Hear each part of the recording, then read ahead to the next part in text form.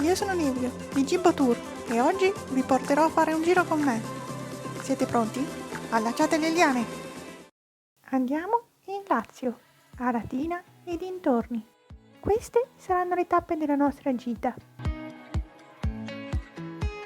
Partiamo da Latina, costruita come Littoria, la città del Novecento, nel 1932, seguendo i canoni dell'architettura razionalista, dopo la bonifica della palude su cui sorge. Al centro di Piazza del Quadrato, nome che risale alla misura terriera usata dai Romani, si trova la scultura che raffigura la palude liberata dalle acque.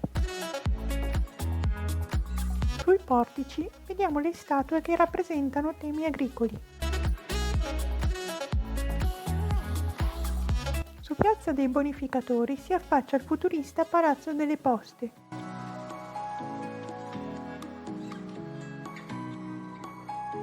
La colonna con il leone in bronzo è donata da Venezia. Al centro di Piazza del Popolo, davanti al municipio, con la sua torre civica rivestita in travertino, si trova la fontana con sfera, anch'essa in travertino. Passiamo dalla cattedrale di San Marco, sul cui campanile si trova una coppia della Madonnina del Duomo di Milano, donata dall'Automobile Club di Milano.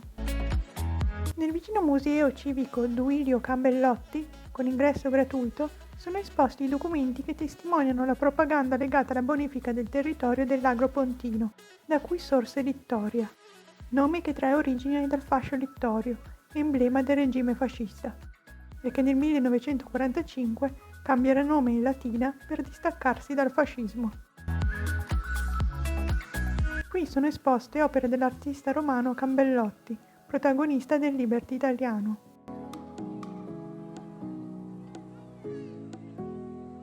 Passiamo da Palazzo M, ex Casa del Fascio, ora sede della Guardia di Finanza.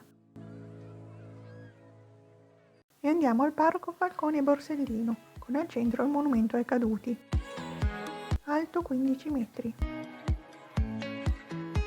Ultima tappa latina, Piazza della Libertà, su cui affaccia il Palazzo del Governo. Al suo centro troviamo la fontana con spighe di grano, creata da Oriolo Frezzotti, in marmo e travertino, dono della città di Asti. Andiamo ora a Sermoneta, uno dei borghi medievali più caratteristici della provincia di Latina. Fino al XIII secolo era solo un villaggio fortificato, poi divenne feudo della famiglia Caetani. Nel suo centro storico si trovano abitazioni in pietra calcarea, case torri e antichi loggiati. Passiamo dalla Loggia dei Mercanti, un complesso di arcate del XV secolo, realizzate per ospitare il Consiglio cittadino. Qui comparvero anche botteghe e stalle e rimase per secoli il cuore delle attività commerciali della cittadina. Passiamo per la sinagoga ebraica del XII secolo e andiamo al museo C'era una volta, un museo privato visitabile con ingresso d'offerta. Il museo è interamente fatto a mano da Daniela Caruso, la proprietaria, ed è in continua espansione.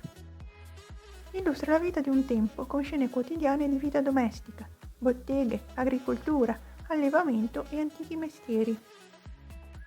Molte delle scene sono movimentate da meccanismi che danno vita ai personaggi.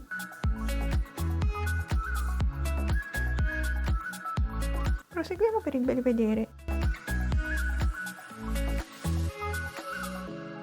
e per la suggestiva Via delle Scalette.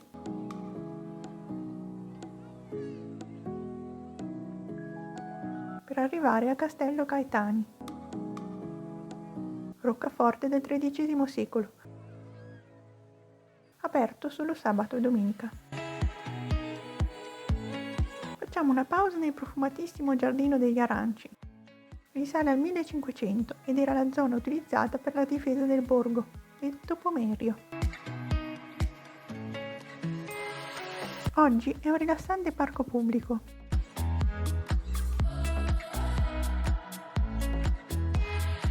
Al di sotto si trova un vecchio lavatoio dell'Ottocento con 3 vasche in pietra calcarea.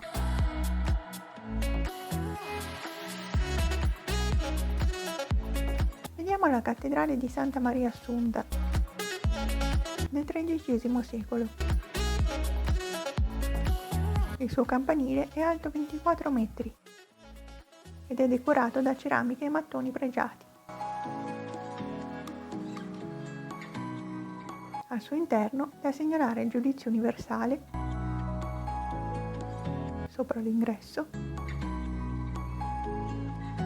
e la Madonna degli Angeli che sorregge la città di Sermoneta. Il vicino oratorio dei battenti è completamente affrescato e contiene opere d'arte sacra.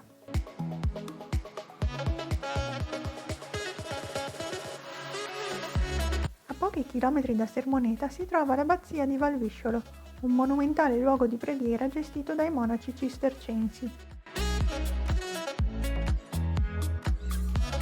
Il complesso risale all'VIII secolo e la sua storia sembra sia legata ai cavalieri templari, che ne utilizzavano le sale segrete.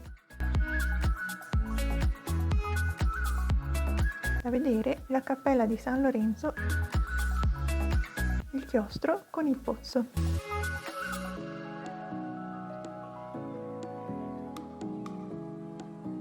Ultima tappa della giornata, l'abbazia di Fossanova a Priverno, altro austero ma maestoso complesso dei monaci cistercensi. Dichiarata monumento nazionale, nacque nel XII secolo.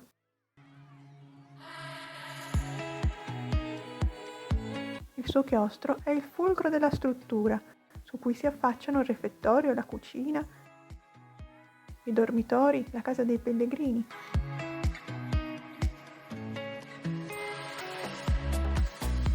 E la chiesa di Santa Maria,